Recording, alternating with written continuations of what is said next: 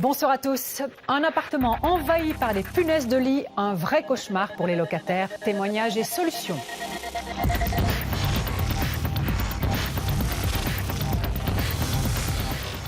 Les moules en silicone ont tout pour plaire, or ils posent un problème de sécurité alimentaire.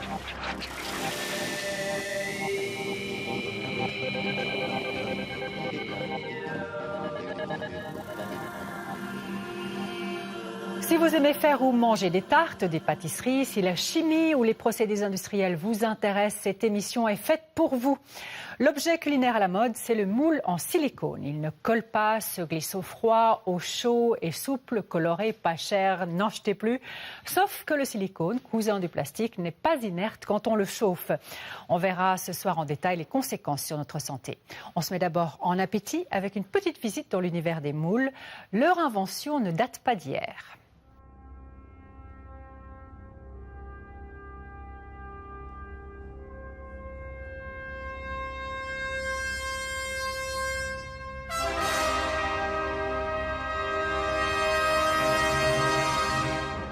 Alors le plus ancien moule que nous avons, c'est celui-ci, qui est un moule égyptien qui a été retrouvé dans une tombe d'un haut fonctionnaire égyptien et qui a environ 4200 ans d'âge.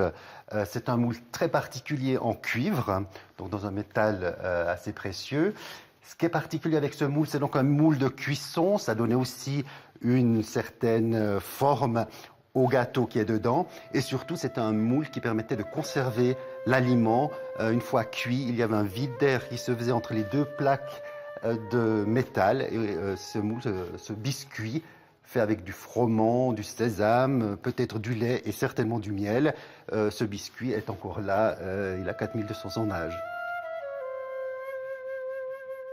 Qu'il soit né plus de 2000 ans avant Jésus-Christ ou d'aujourd'hui, le moule n'a qu'un sens. Un rôle identique qui traverse le temps et s'expose au public, ici, à l'Alimentarium, le musée de l'alimentation à Vevey. Le moule vient étymologiquement de modèle, donc c'est pour donner une forme à quelque chose, finalement, que ce soit une statuette en histoire de l'art ou des aliments. C'est un acte culturel, c'est, je dirais presque de l'art, c'est de la statuaire, c'est des statues qu'on met sur la table. Évidemment, pour une fête, on veut un beau biscuit qui a une belle forme. Pour des fêtes spécifiques, comme la fête de Pâques, on veut un aliment dessert avec des produits rares et chers. On le met sur la table, automatiquement, on lui donne une forme qui rappelle la fête de Pâques. Ça peut être la forme d'un agneau ou, avec le chocolat, évidemment, la forme d'un lapin. Donc finalement, le moule, c'est un peu le prolongement de l'orgueil humain. Exactement, ça permet de montrer un certain statut social, de montrer qu'on a de la culture, qu'on a le goût des belles choses. Et quand on invite des gens de qualité, on fait évidemment la table la plus belle avec les plus beaux objets que l'on peut avoir.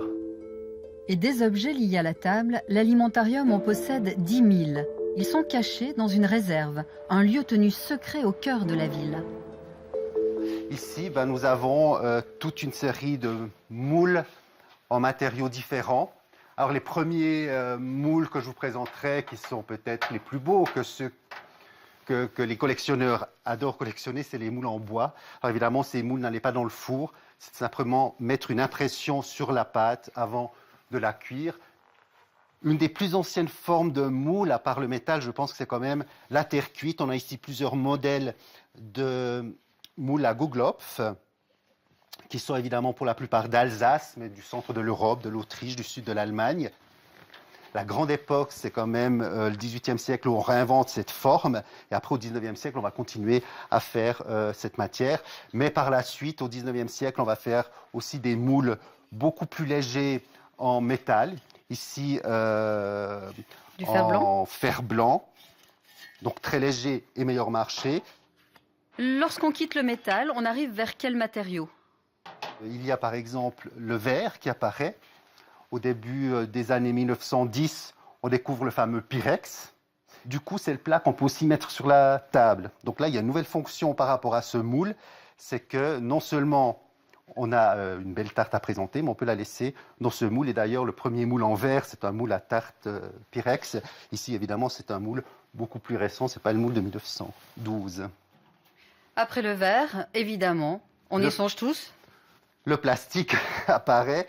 Alors là, je n'ai pas des plastiques pour la cuisson au four dans mes collections.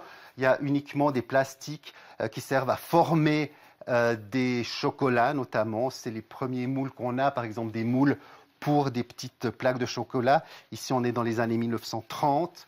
Et puis, ça finit avec des moules beaucoup plus légers, comme ces moules pour faire les pives en chocolat.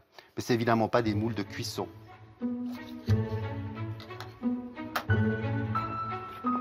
Aujourd'hui, c'est le cousin du plastique qui est super chic, le silicone. Au rayon cuisine, il prend une place folle. Dans cette enseigne, qui compte une vingtaine de magasins en Suisse, 50 000 moules ont été vendus l'année dernière. En quelques années, on est arrivé déjà à pas moins de 15 mètres linéaires pour le silicone. Alors, que ce soit de la spatule, des petites maniques, décoratives aussi, des fouets en silicone, tout plein d'articles, les moules notamment. Il faut savoir qu'aujourd'hui, on vend un moule métal, mais on vend quand même 4 moules en silicone, de toutes formes. On arrive aussi à des moules comme ce que vous avez juste à votre droite. Un moule en forme de château. Bon, je veux dire, tout est permis avec le silicone. Ça peut même devenir éducatif. On fait des petites mallettes pour les enfants, pour leur apprendre à faire de la pâtisserie. Enfin voilà, quoi, ça réunit la famille, on peut le dire aussi. Qu'est-ce qui plaît, selon vous, à la clientèle dans ces articles en silicone ? La première chose, je pense que c'est la diversité, la couleur. On peut égayer sa cuisine, ça ne fond pas. On a quand même beaucoup de facilité à travailler avec le silicone, ça ne colle pas. Ces petits moules-là, on fait un petit train, c'est-à-dire on démoule, ça fait des formes superbes, c'est net. Avec le métal, on n'arrive pas à faire ça. On l'aura compris, le moule en silicone, c'est donc une arme de séduction massive. Ce qui n'empêche pas certains consommateurs de s'interroger. Trop beau pour être vrai, le silicone ne cacherait-il pas quelques vices cachés ?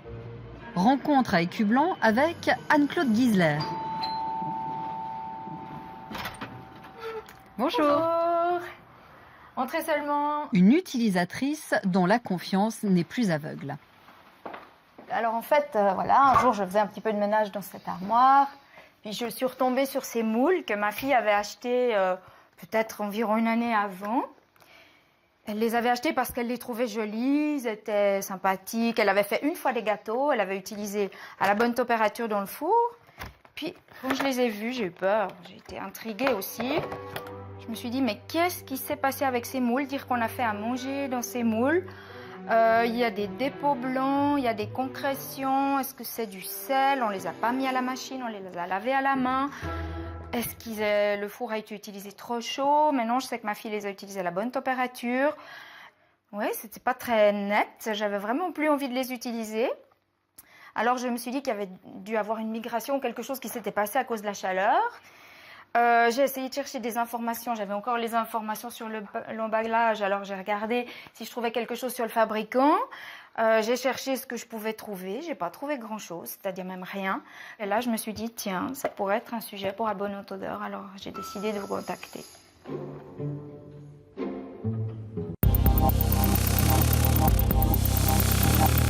Le silicone a l'avantage d'être souple, mais le désavantage de ne pas être inerte. Johanna Commange et Régis Migy ont mené l'enquête sur ce matériau que la chaleur pousse à la migration. Le silicone, en fait, c'est un peu le pendant de la matière plastique qui est à base de carbone.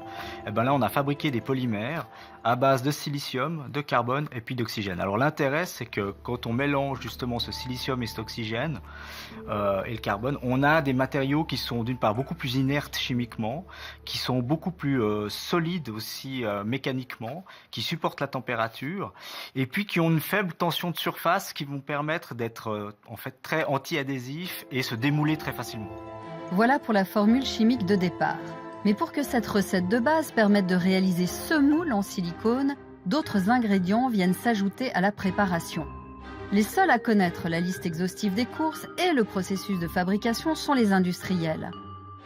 En Suisse, l'ordonnance fédérale sur les objets et matériaux ne contraint pas les fabricants à révéler leurs recettes. Pas de transparence pour nous non plus. Aucune des sociétés que nous avons contactées n'a finalement accepté de nous recevoir. Pour les objets du quotidien, la Suisse comme l'Europe contraint juste les fabricants à se conformer à une liste d'ingrédients. La plupart n'ont jamais été évalués. C'est effectivement tout le problème des matériaux à l'heure actuelle, c'est qu'on se rend compte qu'il y a énormément de substances qui sont fabriquées. On se rend compte, et c'est relativement nouveau, que ces substances-là peuvent migrer et qu'on les retrouve dans les denrées alimentaires. Mais pour faire des études toxicologiques à une aussi vaste échelle, ça demande beaucoup de temps.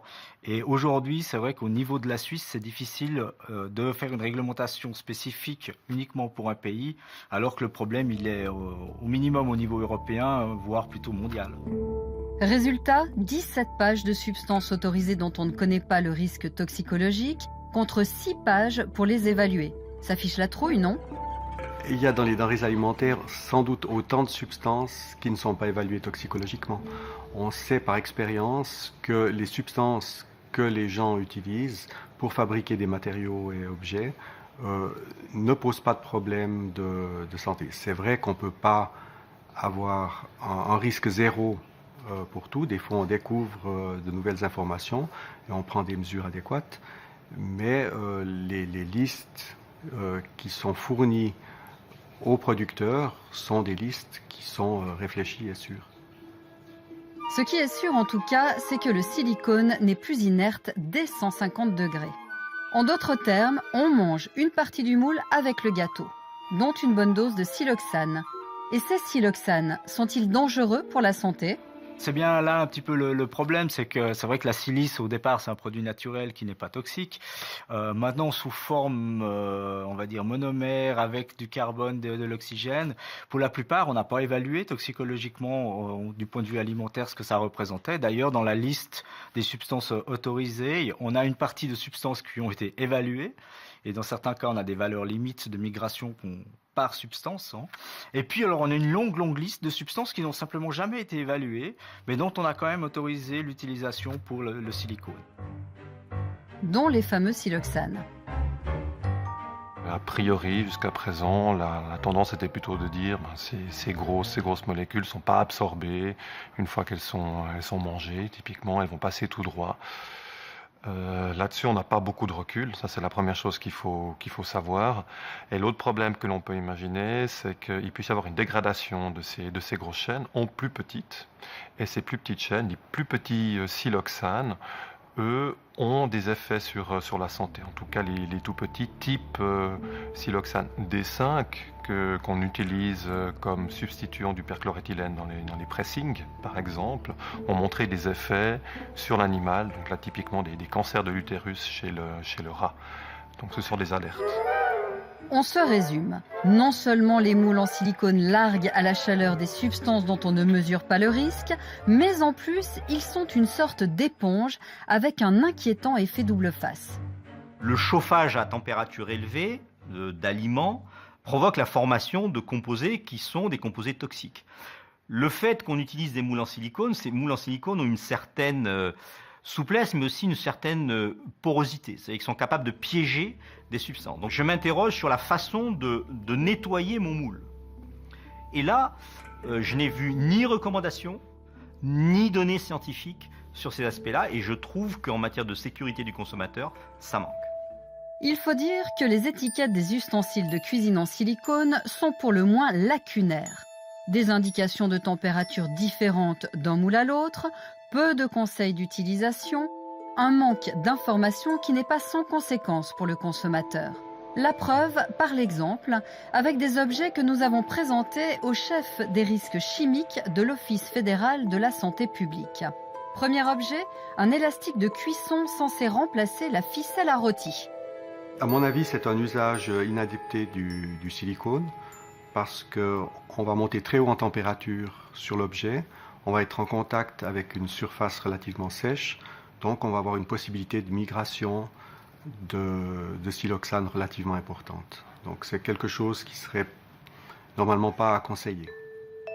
Deuxième ustensile, une papillote rétractable en silicone. Là aussi, l'objet est intéressant. L'utilisation que peut en faire le consommateur est problématique. C'est-à-dire qu'on peut très bien cuire quelque chose avec de l'eau, et là, il y aura peu de migration, ou quelque chose de relativement sec ou très gras, Et là, la migration pourra être importante. Troisième objet, le remplaçant de la feuille de papier sulfurisée. Alors là aussi, le risque d'une migration élevée est important parce que vous avez un objet qui va avoir une température élevée dans un four, qui est destiné à cuire vraisemblablement des biscuits ou des pâtes, donc avec peu d'eau. Là, température élevée, peu d'eau, migration élevée. Mais comment des objets finalement non conformes à leur usage peuvent se retrouver comme ça sur le marché ?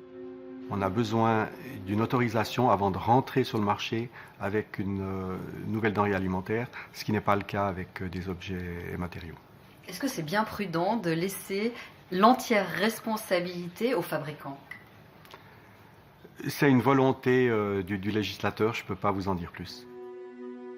On l'aura compris, il y a peu de contraintes au royaume des objets usuels. Ici, comme en Europe, c'est peu mieux faire. Mais comment ?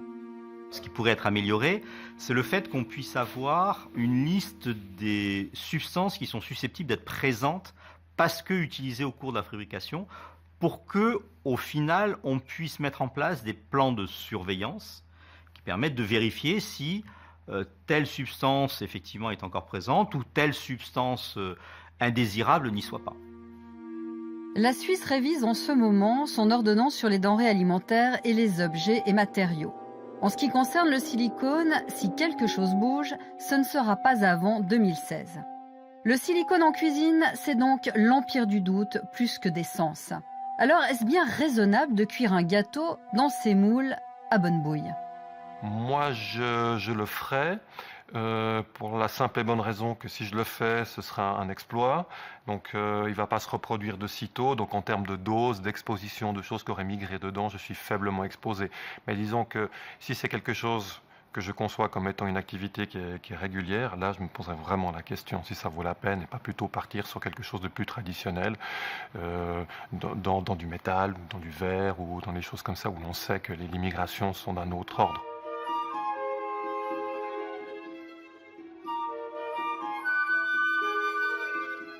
Et il faut d'autant plus se poser la question que l'autocontrôle que les industriels sont censés faire s'avère souvent insuffisant, voire très déficient.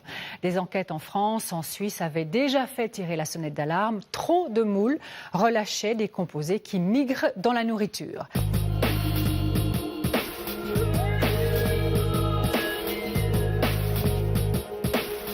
On referme cette page pâtisserie. Les bestioles dont on va parler maintenant se nourrissent plutôt de sang, de notre sang. Les punaises de lit commencent à nous envahir. Un vrai cauchemar qu'a vécu durant des mois un jeune couple de locataires. Sophie Lagrange les a rencontrés.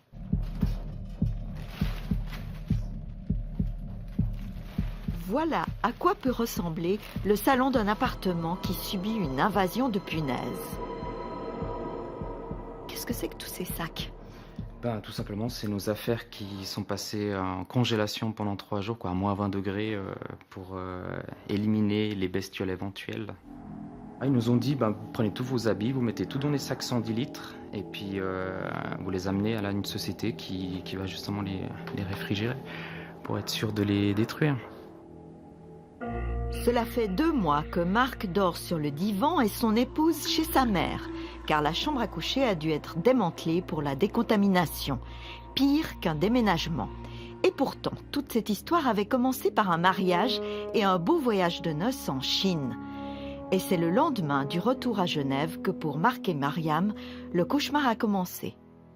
J'étais en train de défaire les valises et tout ça, et puis je me suis aperçue, il s'est aperçu que j'étais rouge de la tête aux pieds. En fait, elle avait des traces rouges sur tout le corps, et puis on trouvait quand même bizarre, puis c'est vrai que ça te grattait un peu quand même.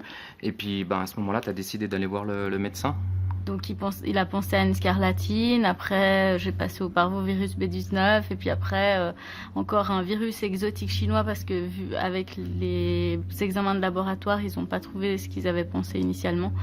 Et puis finalement après... 3-4 jours après être revenu de voyage de noces, donc je sors du lit et je me rends compte que j'ai une bestiole sur le bras. Donc je la jette par terre, je la prends en photo quand même parce que je trouvais étrange. Et puis, il a suffi qu'elle montre la photo au médecin et voilà, le verdict était tombé. C'était une punaise de lit. Comme commence alors pour le couple un véritable parcours du combattant. Mariam téléphone à la régie qui ne fait rien de plus que lui dire de contacter une société de désinfection. Celle-ci lui conseille de faire d'abord une détection canine pour déterminer où se trouvent exactement les punaises dans l'appartement. Une nouvelle méthode qui vient des États-Unis. Good job. Come on. Sick. Sick. Good job. Good boy. Good boy. Come on. Come on. Sick. Sick. Sick. Show me. Show me. Show me. Good boy. Good boy, my love. Il s'asseye et il nous montre avec sa truffe pour confirmer qu'il y a une présence de punaises de lit. Ce qui est important de savoir, c'est qu'il marque à tout stade, c'est-à-dire qu'il marque des œufs, des nymphes et des punaises adultes. Vous voyez, il marque. Les punaises dégagent une odeur bien spécifique que le chien a appris à reconnaître. Une fois les punaises localisées, il faut suivre toute une procédure pour que la société de désinfection puisse venir traiter efficacement les pièces contaminées. Il faut ainsi démonter toutes les plinthes, passer soigneusement l'aspirateur et vider les armoires et les commodes des pièces à traiter. On a dû débarrasser tous les habits et tous les livres, parce qu'ils peuvent aussi se loger dans les livres et dans les classeurs. Tous mes bouquins, toute ma bibliothèque. Et puis tous les papiers importants, on a même dû donner les diplômes, enfin tous ces genres de trucs en congélation, quoi. Vos vêtements, oui, vous restez quelque chose à mettre? Ben non, on a dû aller acheter des habits entre midi et 2. Refaire sa garde-robe comme un fugitif. Et puis voilà, puis c'est vrai que la première désinfection, on a préféré passer la nuit à l'hôtel pour éviter justement d'être dans les produits de désinfection. Et puis voilà, mais après c'est vrai qu'il faut attendre 15 jours pour que le produit agisse pour tuer les bestioles. Pour exterminer les punaises, les professionnels utilisent en priorité des insecticides. Mais elles sont de plus en plus résistantes. Et pas de chance pour notre couple, après 3 traitements chimiques, il a fallu encore un traitement à la vapeur sèche, à 180 degrés, pour éliminer les punaises qui s'étaient réfugiées dans les caoutchoucs du sommier. La punaise peut se mettre en état d'hibernation pendant 2 ans. Donc vous croyez être débarrassé complètement de ces punaises et tout d'un coup elles réapparaissent. Elles peuvent ne pas se nourrir pendant 2 ans. C'est ça qui est important, car elles se nourrissent de notre sang. Lutter contre ces nuisibles, c'est long et ça finit par coûter cher. Le maître chien, ensuite la première désinfection et ensuite la deuxième. La nuit à l'hôtel, la congélation des habits, et puis voilà, et l'achat de nouveaux habits aussi pour rester pendant les 3-4 jours sans affaires. Au total, plus de 2000 francs, sans parler de la désagréable impression d'être un pestiféré pour l'entourage, même si l'invasion de punaises n'est en rien reliée à une question d'hygiène. Tout le monde commençait à se gratter. Et puis c'est vrai que même les collègues n'osaient même plus s'asseoir sur ma chaise au bureau. Donc c'est vrai que c'est un peu étrange. Mais bon, ça peut se comprendre parce que je veux dire, c'est tellement cauchemardesque ce truc, il n'y a personne qui veut en avoir. Mais que peut-on faire pour éviter au maximum d'être contaminé ? Et quand vous allez en voyage, quand vous allez dans un hôtel, la première chose à faire, quand vous rentrez dans la chambre d'hôtel, c'est de regarder sous le matelas. Si vous voyez des petites déjections, comme des excréments, c'est noir, ça ressemble un petit peu à des excréments de mouche, il faut tout de suite quitter la chambre et demander une autre chambre ou changer d'hôtel. Marc et Myriam ont enfin pu réinstaller leurs affaires il y a une dizaine de jours. Ces punaises de lit provenaient en fait de l'appartement en dessous de chez eux, d'où elles ont essaimé.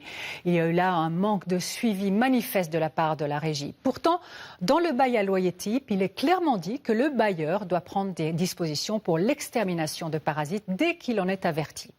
Selon notre enquête, toutes les régies genevoises n'ont pas encore pris conscience de la gravité du phénomène punaise. Dans le cas de Marc et Myriam, informés de l'échec de la la désinfection, le propriétaire de l'immeuble est intervenu auprès de la régie Édouard Brun pour que des contrôles soient faits dans des appartements voisins. Il s'est aussi engagé à rembourser les frais de détection et de désinfection, ce qui est le minimum. La régie que nous avons interpellée termine ainsi sa réponse, je cite, « Les informations quant à la nécessité d'intervention sont actuellement prises en compte et nous amènent à faire preuve de vigilance. Il vaudrait mieux. » Merci pour votre fidélité. Très bonne fin de soirée.